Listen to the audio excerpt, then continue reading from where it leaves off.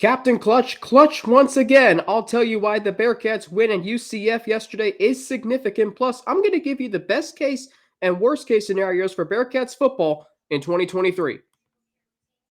Are Locked On Bearcats, your daily podcast on the Cincinnati Bearcats, part of the Locked On Podcast Network, your team every day.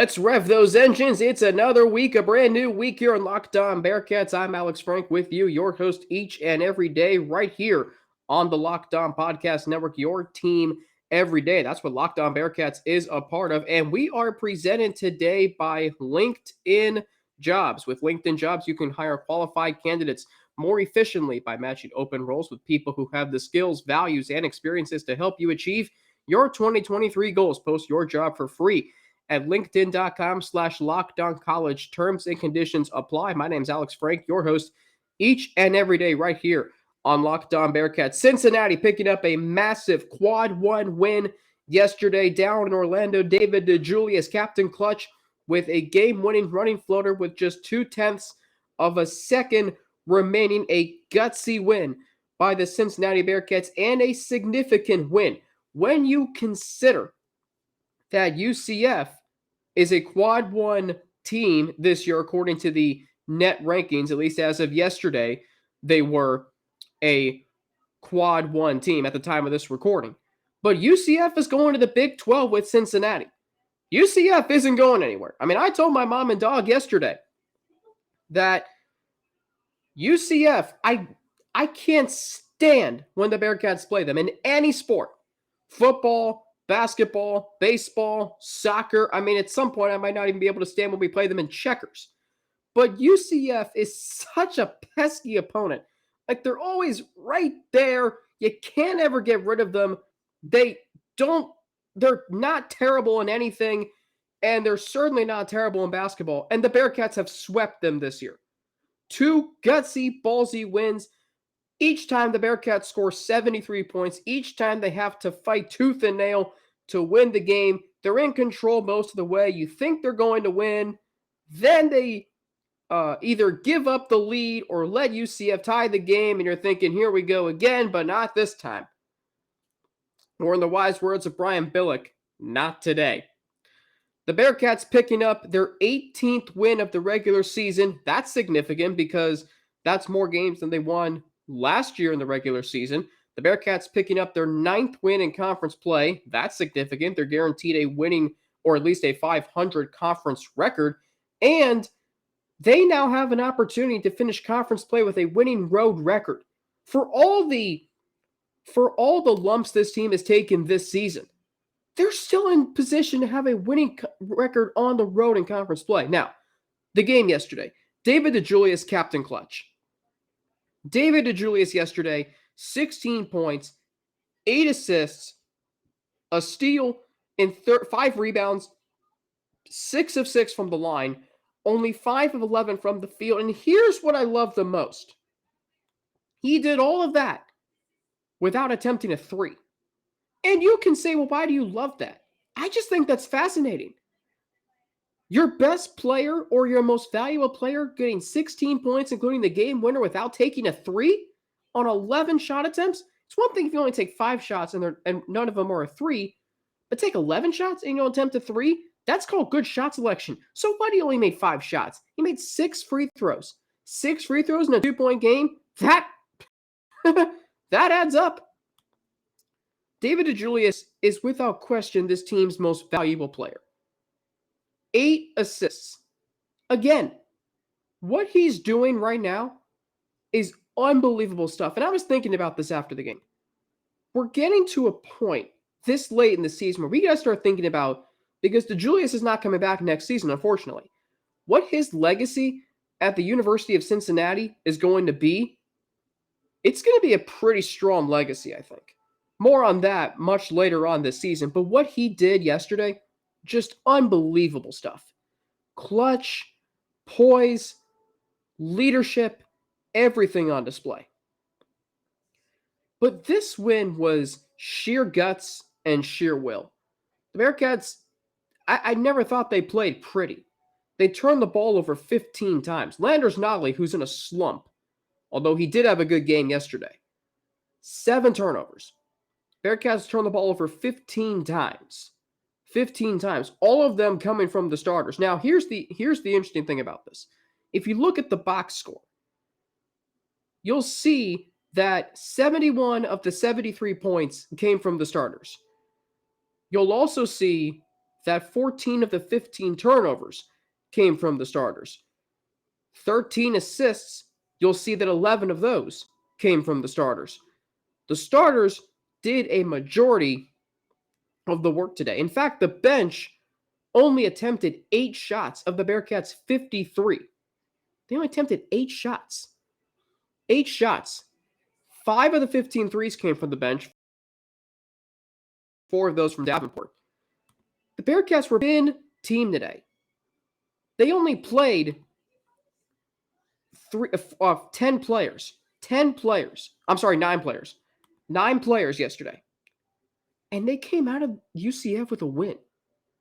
They came out of UCF, a team that they beat just 16 days ago. And that UCF team yesterday was healthier. They had Michael Durr back. They had been playing much better. They were playing at home in their Space U uniforms, which I think are actually pretty cool. And they beat them. They came out of Orlando, a place where they had not won since 2020, first year under John Brannon. Even that game wasn't easy. I remember that game.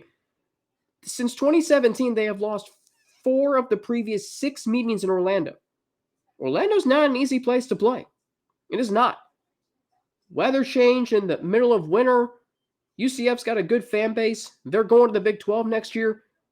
And you come out of there with a win after what happened Wednesday night and all the adversity you're dealing with? Wes Miller said it best on the postgame show yesterday on 700 WLW. When Dan Hort asked him what he was most proud of, he said this team's resilience. And this team, yes, it has maybe frustrated you all season. A lot of times this season. It's frustrated me. I was very frustrated on Wednesday. And I didn't like having to go to where I went with this team. Comparing Wednesday's game to the Bengals-Chargers game on my 8th birthday in 2006, when the Chargers scored 42 points to overcome a 28-7 deficit. I didn't like having to write that column, if you read it, on All Bearcats, talking about how the Bearcats have conditioned you as a fan, including me, to think, yeah, they're going to blow this again. But yesterday was not that. Yesterday was this team finding a way. It wasn't pretty down the stretch. The Bearcats turned the ball over twice, 2 egregious turnovers. They made you think they were going to find a way to lose the game. But they didn't. David DeJulius got the ball in his hands and did what he had to do to will this team to victory. And that is what senior leaders do. And this team has been immensely fun to watch this season. At the time of this recording, I know I'm running long on this segment, but at the time of this recording, the Bearcats are still in 4th place in the American Athletic Conference. They got a huge test, which we'll talk about much more this week, Wednesday night against Temple. Both teams are 9-6 in American Athletic Conference play.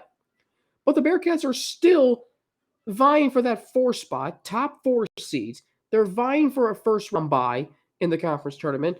Maybe, just maybe, they can find a way to get that 3 seed. They still got another game with Memphis. Tulane still has 5 games left to play. Bearcats only have 3. There's still a lot of basketball left to play. And that's why this win is significant. This team did not give in. They didn't play overly well yesterday. I'm going to watch the film for a better take on the game, but they found a way. That's what matters.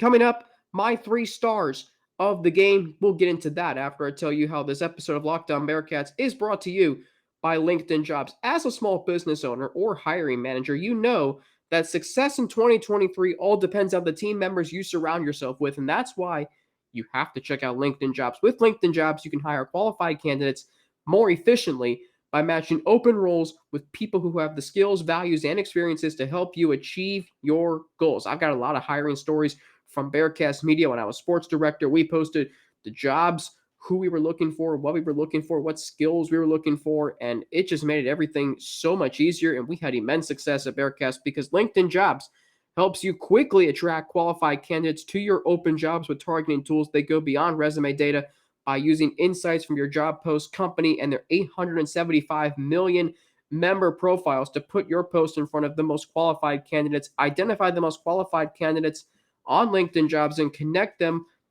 with them fast and for free. LinkedIn Jobs makes it easy to screen and rate applicants based on your job qualifications, all on one platform. We got big goals in 2023, and I'm a firm believer in the right team member helping us do just that. It's why small businesses rate LinkedIn Jobs number one in delivering quality hires versus leading competitors. LinkedIn Jobs helps you find the qualified candidates you want to talk to faster.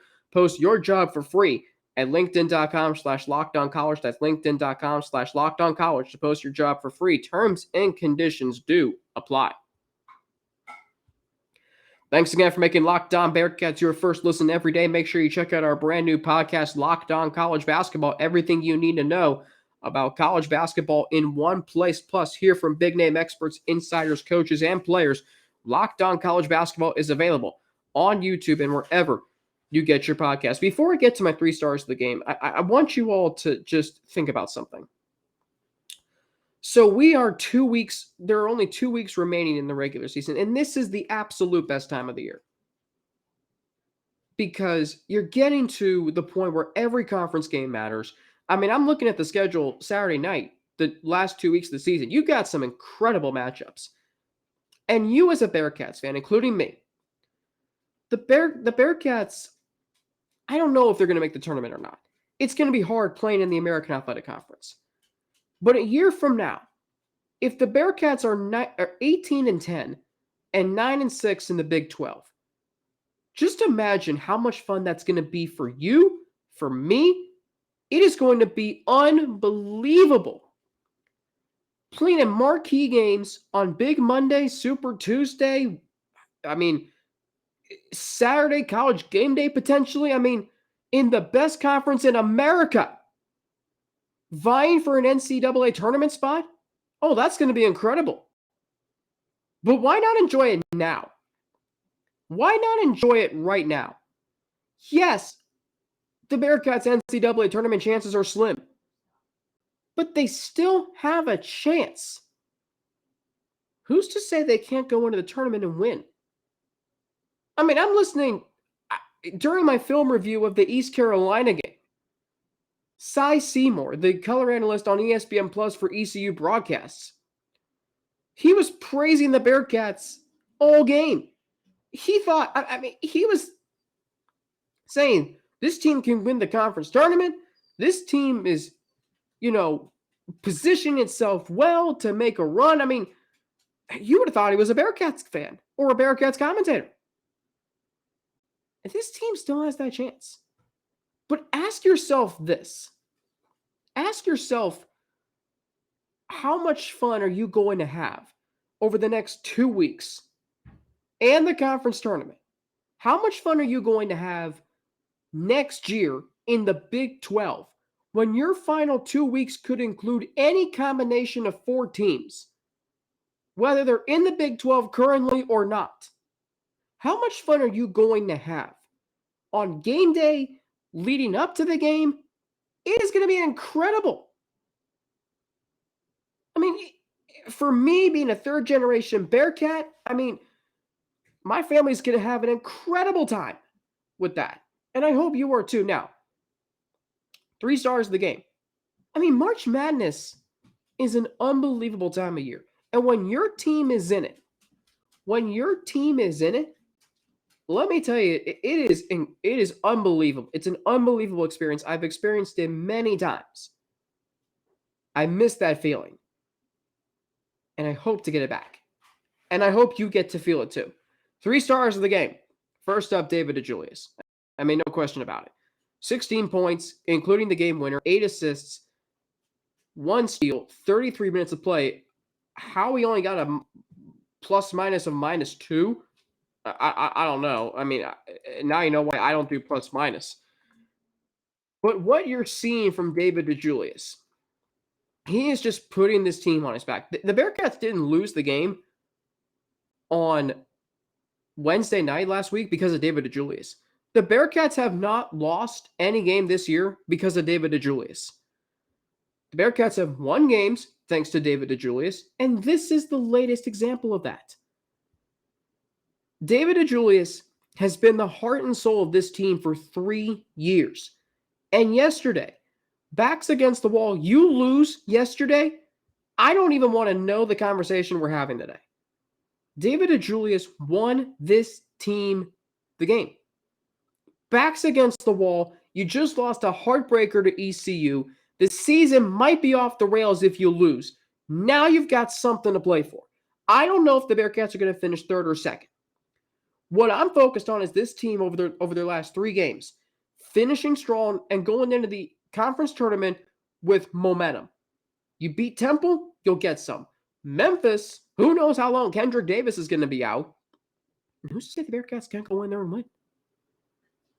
Who's to say they can't go into the FedEx Forum and win? They've won big games there. I've seen them win big games there. I saw the conference tournament in 2019. And then you got SMU at home. That's a winnable game. Not only that, you're going to have momentum. You're going to have rest. Those are 2 things that you need in the month of March. The second of which, if you can get, even better. But we look at what David DeJulius is doing. Over his last, you want to go back to, okay, so he only had 2 assists against Temple. But since that game, assist totals, 6, 5, 12, 5, 7, 6, 9, 9, 7, 8, 9, 5, 8. Kidding me? 144 assists this season in 28 games. 144 assists in 28 games. And really over his last 7 games, 9, 9, 7, 8, 9, 5, 8. That is 55 assists. Is that right? 55 assists in his last 7 games. That's almost 8 assists per game. And right now this season, he's averaging 5.1 assists per game. Not only is he scoring, and by the way, in his last 9 games, I think. Yeah, 9 games. His last 9 games hasn't scored below 10 points. Double digits in every game. Double digits this season in every game except, looks like 5. So, he still is absolutely this team's most valuable player. 14.4 points per game. One of 4 Bearcats in double figures this season. Star number 2. Give me Kalui Zikpe. And Kalui Zikpe, I feel like, has gotten a lot of bad rap this season. Why? Playing in place of Victor Larkin, starting in place of Victor Larkin. 12 points, 4 of 6 from the field, 4 of 4 from the free throw line. That shouldn't mean something. It does. 6 rebounds in 22 minutes. How do you not like that performance? With your best post player out, Kalui Zikpe does what he does on the road. Big time stuff, man. I'm telling you. For a guy who, Russ has come on this show and has said this, has been essentially in the doghouse this season, he's had his struggles. But ever since Victor Larkin has gone down, he's come in and he's been incredible. We look at what he's done since Victor Larkin went down. And here's a guy who I think we had some expectations for coming into this season, really hasn't led up to them. Except of late. Since the South Florida game, his scoring's gone up every game. 5, 8, 12. Field goals, 2 of 8, 4 of 5, 4 of 6. Rebounds, 8, 3, 6.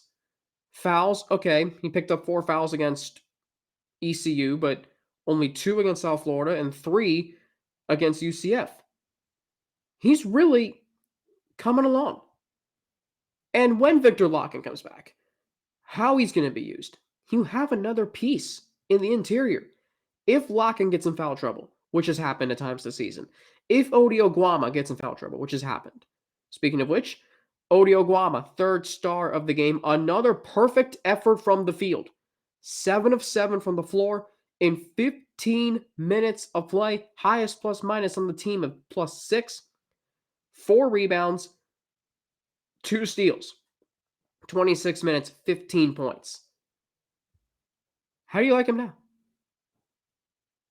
Rock solid this season, particularly over the last 2 weeks since Locken went down. You really got to give a strong credit to Oguama and Kalui Zikpe. Oguama since and by the way, Oguama has started every game since the Wichita State game. Didn't score, in his first 2 starts. All right, well, since the Tulane game, last 4 games, 16, 18, 6, 15. Gone up from 3.5 points a game to 5 points per game. Field goals over his last 4 games. 6 of 10, 9 of 9, 2 of 3, 7 of 7. I mean, that is 24 of 31.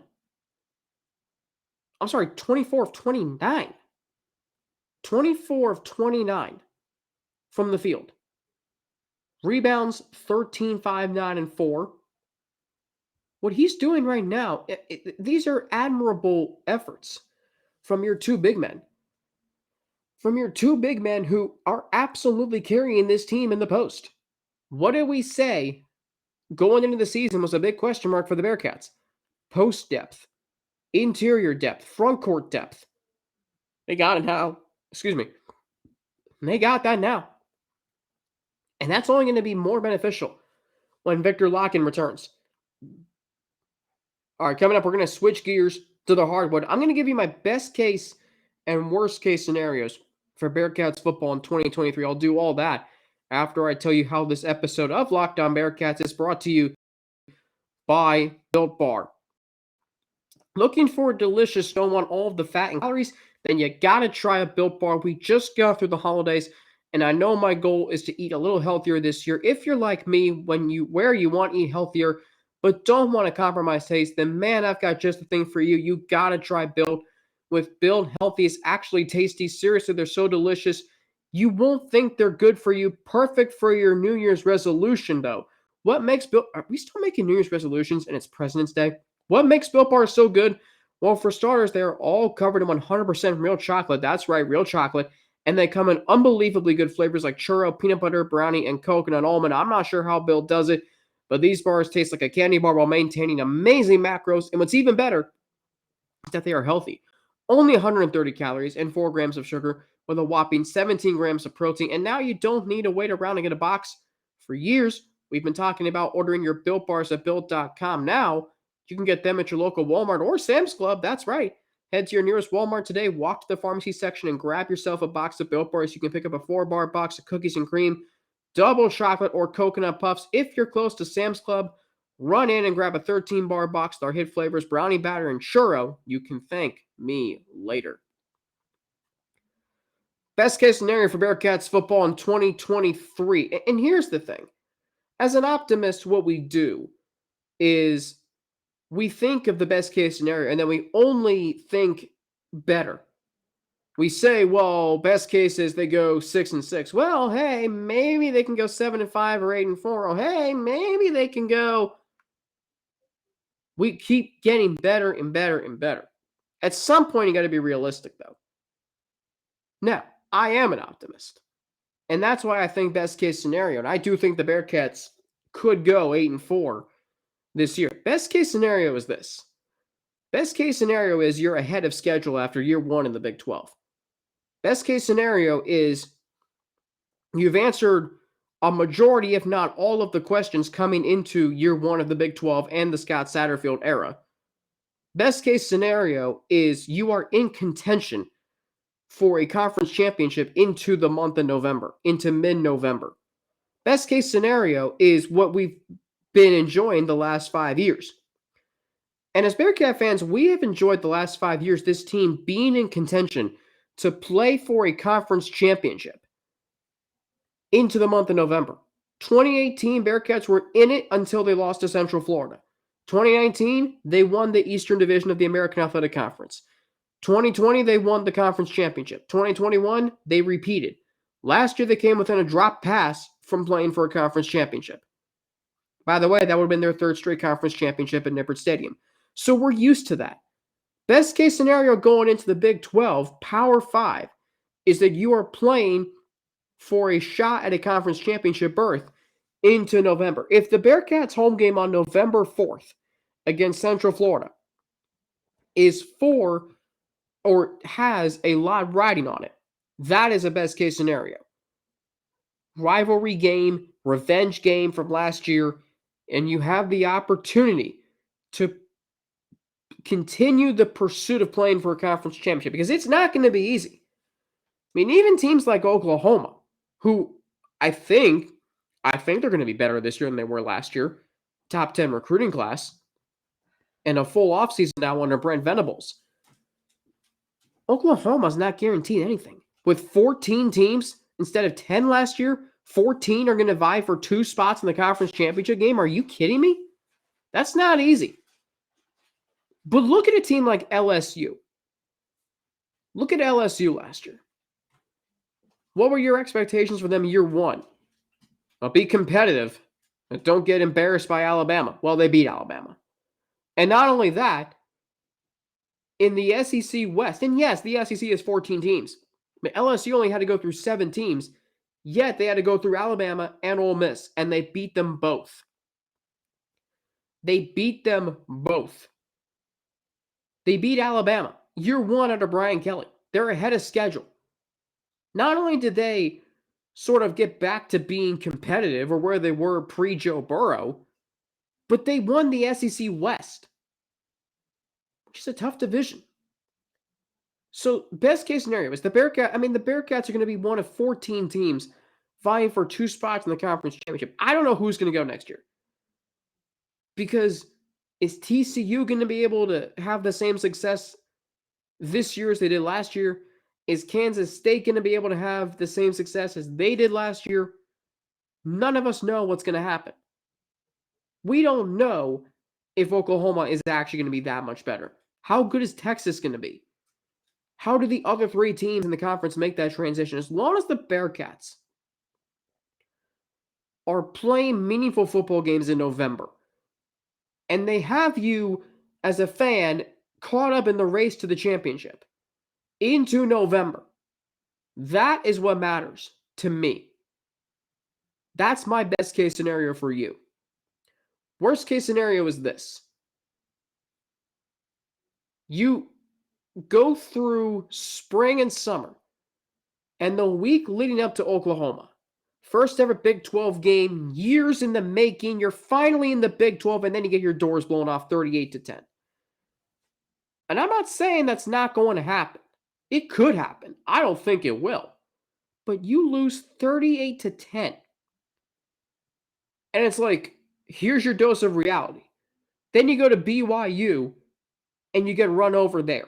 And now all of a sudden you come back home and you're 0-2 in the Big 12 and you're in the bye week and you can't do anything about it. And let me tell you this. Here's what I think is going to happen. The Cincinnati Bearcats will get more coverage next year. I think, because they're in a Power 5 conference. And because they play in a metropolitan area. And because the fan base has grown significantly. And because of what this program has accomplished over the last 5 years, they will get more coverage next year. I will cover them more in depth. Because now I'll be the host of a daily podcast on my alma mater, and they're in the Power 5 conference. How about that? And even though this city is dominated by the Bengals, always has been, always will be. Yes, the Reds had their heydays in the 70s and 1990. Football's king. And even when the Bengals are terrible, they're still running this city because of how football is a year-round sport. Lance McAllister had a great point 2 weeks ago. Why is football the most watched sport in America? because it fits perfectly within our schedules. That was such a great point. It's once a week, the build up to the season, the build up every week. It's palpable. I feel it. You feel it. Even in the offseason, we're talking football. Mock drafts, your mini mock schedules. We're doing everything. You're watching NFL Network every day. You're watching old games. Imagine all the hype surrounding the Bearcats, and you go into the Big 12 and you drop your first 2 games. And you have a bye week and you can't do a darn thing about it. There will be some criticism. There will be. And then worst case scenario, you finish 3-6 or worse in the Big 12. And you go through the season, and you still have all these questions heading into year 2 about Satterfield, about the play calling, about the roster, about everything. You don't want to be in that situation. Luckily, I don't think the Bearcats will be. Because on tomorrow's show, I'm going to tell you why you should have a little more faith in Scott Satterfield. That was terrible. I'm going to tell you why you should have more faith in Scott Satterfield. And I've got some numbers to back it up. And hopefully by the end of tomorrow's episode, you will have more faith in Scott Satterfield. Still working on how Russ Heldman and I are going to do our live room this week, because Wednesday we do have a game. The Bearcats hosting Temple, which we will both be at. Looking forward to that. Thursday we will recap the Temple game. And then on Friday, looking ahead to Memphis. A huge showdown next Sunday. And Bearcats baseball with a huge series next week against the Florida Gators. How about that? That series, will be, I believe, in Gainesville. Yes. Number 7 Gators, Friday, Saturday, and Sunday. Great weekend for Cincinnati. At the time of this recording, the Bearcats took 2 out of 3 from Georgia State. They were leading the second game of Saturday's doubleheader. Last time I checked at the time of this recording, still no word on that game on Saturday. Bearcats baseball did tweet that it was a fluid situation, so we'll see what happens there with that game, But as always, thanks for making Locked On Bearcats your first listen of every day. For your second listen, check out our brand new podcast, Locked On College Basketball experts Isaac Shade and Andy Patton bring you everything you need to know on and off the court. Plus, hear from big name experts, coaches, and players throughout the basketball landscape. Locked On College Basketball available, on YouTube and wherever you get your podcasts. I'm on Twitter at Frankie_Natty with 2 N's and an ATI. Instagram, AlexFrank9_ and email alex3frank@gmail.com. I'm Alex Frank for Locked On Bearcats, part of the Locked On Podcast Network, your team every day. Have a great rest of your day. I'll be back tomorrow right here on Locked On Bearcats.